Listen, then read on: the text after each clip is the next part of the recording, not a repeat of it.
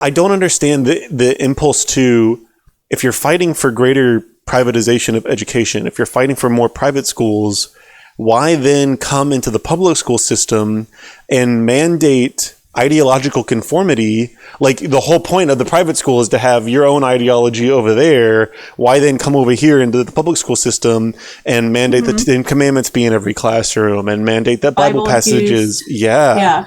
Well, I don't know how many people have heard of the Seven Mountain Mandate. I grew up I grew up Baptist, which is kind of like a First Baptist, so not as extreme as some of these non-denominational groups, but it does have that evangelical. So, and then I became Catholic as an adult, so I've kind of seen both sides of the Christian extremes, I guess you could say. And the Seven Mountain Mandate basically is the idea that they want to dominate all aspects of society for Christ. So basically, instead of following Christ's example, they're using Christ to dominate.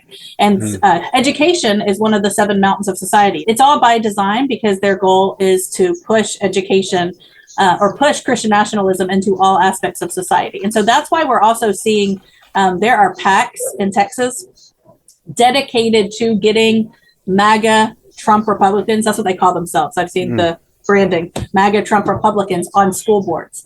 And thankful, and that's like the Moms for Liberty crowd. Now, thankfully, in 2024, we saw that being defeated in a lot of places, but for example, Conroe ISD in 2024, they boasted an all MAGA school board.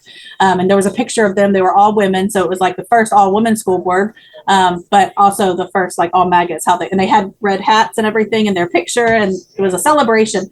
And then you go and look at their campaign finance reports, and they all are funded by the same few PACs. And these are PACs that support charter schools, anti-public education, and one thing that MAGA has done well is that they understand that local races matter because that is the foundation that holds up everything else. So when we're really angry about the governor, president, and things on top, well, it's held up by these smaller local races. So you fill the school boards with Christian nationalists. Now you're able to advance that agenda, and then you fill the State Board of Education with people with that agenda.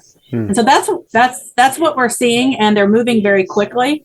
And that's why I say that this particular State Board of Education election, not just mine in District 7, but across Texas, like if anyone's listening to this that are in other places of Texas, find out who's running for State Board of Education in your area and support the Democratic candidate, because that is the agenda. That is the goal, to infiltrate our education system with Christian nationalism.